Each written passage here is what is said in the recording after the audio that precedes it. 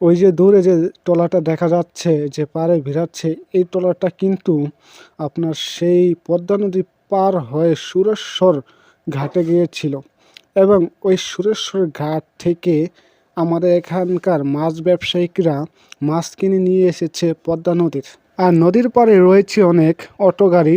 এই অটো গাড়ি দিয়ে যার যার গন্তব্যে শেষে চলে যাবে, মানে যার যার একটা বাজার আছে, যেমন কেউ কলমা বাজার করে, কেউ আবার বালিগাঁও বাজার করে, কেউ আবার শুভচুরি বাজার করে থাকে।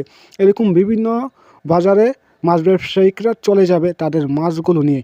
এটি একদম পদ্মা নদীর মাছ, এখানে কোনো চাষের মাছ নেই। আর যদি আপনারা সলিড পদ্মা নদীর মাছ চান তাহলে অবশ্যই আপনারা কলমা বাজার যেতে হবে। কলমা বাজার যদি আপনারা যান তাহলে আপনারা পদ্মা নদীর মাছ পেয়ে যাবেন। এই যে একজন দেখা যাচ্ছে মাথায় করে বাইলার গুঁড়া মাছ নিয়ে যাচ্ছে সে বিক্রি করার জন্য।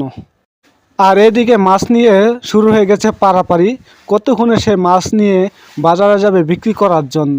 তিনজন মিলেও উঠাতে পারছে না গাড়িতে। আর এদিকে কে কার আগে যাবে মাছ নিয়ে, সেই জন্য এখানে ওরাওরি পারাপারি লেগে গেছে। সে বলতেছে আমি আগে যাবো, সে বলতেছে আমি আগে যাবো। তার পিছন পিছন আরেকজন ছুটে গেল মাছ নিয়ে বাজারের উদ্দেশ্যে।